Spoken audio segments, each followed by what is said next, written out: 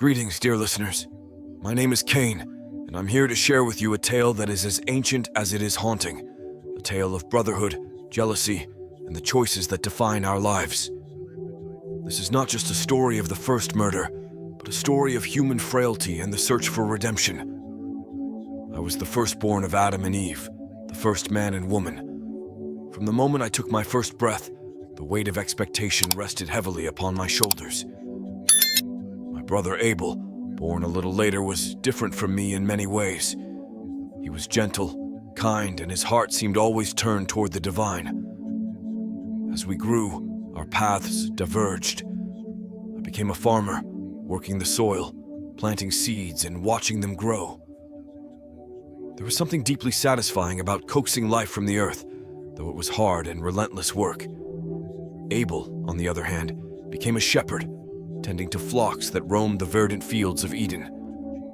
His work seemed peaceful, almost idyllic, compared to the toil and sweat of my labor.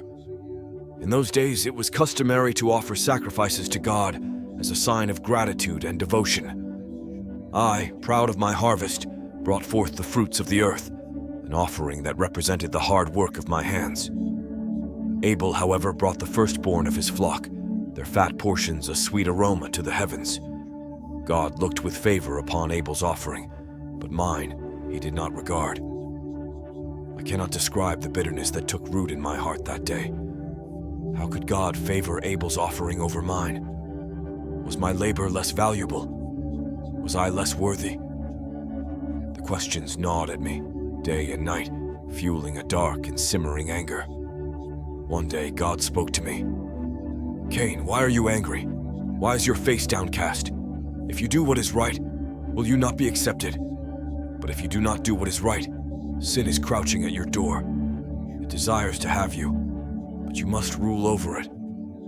Despite his words, the bitterness within me only grew.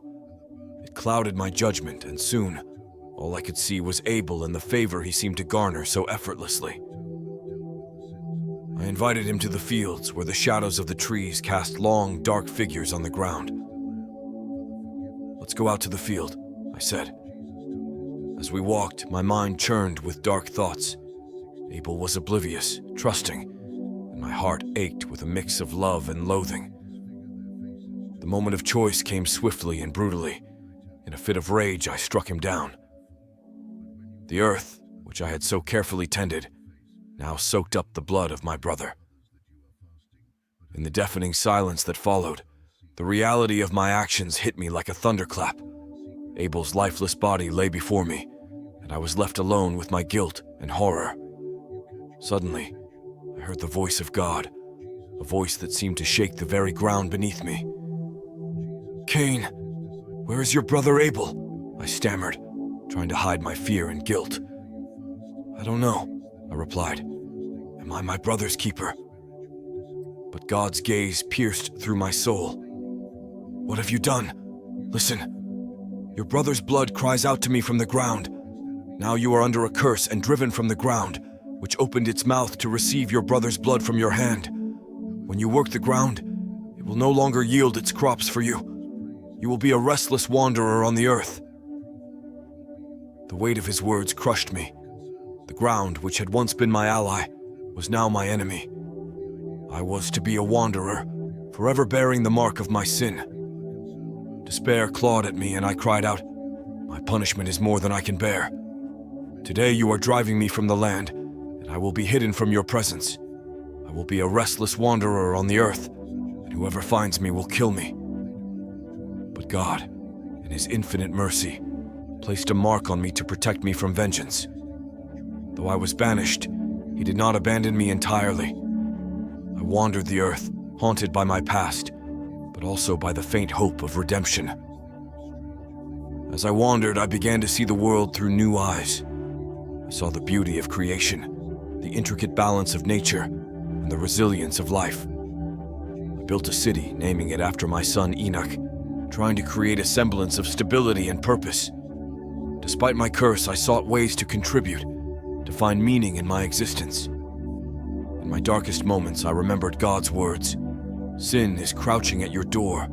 It desires to have you, but you must rule over it." I realized that my journey was not just about seeking redemption, but about understanding my own nature, grappling with the choices I had made, and striving to overcome the darkness within. This, dear listeners, is my story, a story of a brother's betrayal and the heavy burden of guilt. But it is also a story of God's justice and mercy. In my exile, I learned that even in our darkest moments, there is the possibility of redemption. The choices we make define us, but they do not have to be our end. We must learn to rule over the sin that crouches at our door, and in doing so, we may yet find our way back to grace. Thank you for listening.